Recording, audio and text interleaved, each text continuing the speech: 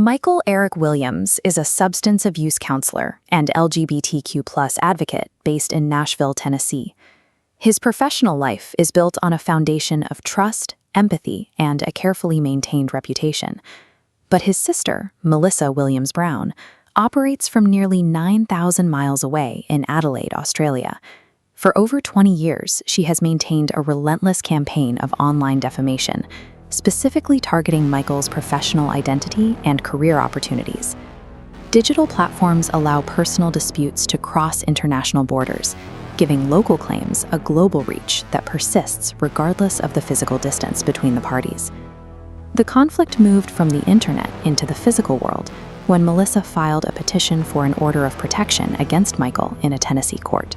The filing placed sensitive personal details into the public record, including Michael's medical history and descriptions of surgical scars, details that remained accessible even after the case was reviewed.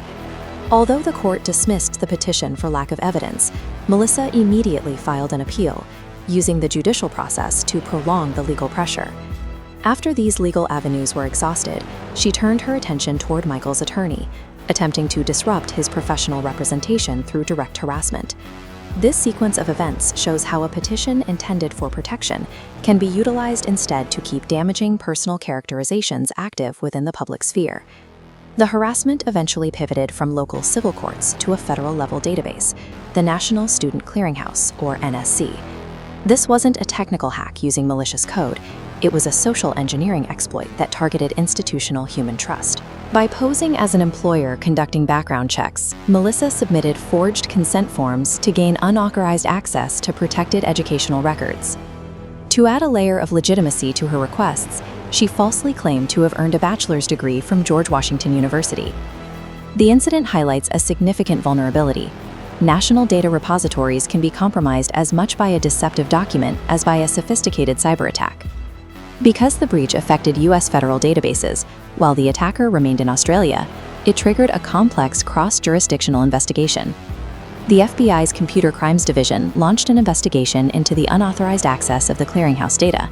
Simultaneously, the South Australia Police began tracking the activity from its point of origin in Adelaide. This letter from South Australia Police confirms they were given conduct of the investigation against Melissa Williams Brown.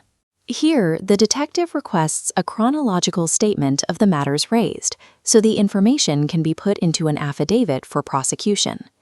This mobile screenshot shows an update from law enforcement regarding the criminal complaint, confirming the ongoing nature of the international inquiry. While digital attacks can cross borders in seconds, the international justice system moves much more slowly, requiring multi-agency cooperation to build a case for accountability. Upon discovering the breach, the NSC terminated the fraudulent access and began a forensic review of the affected accounts.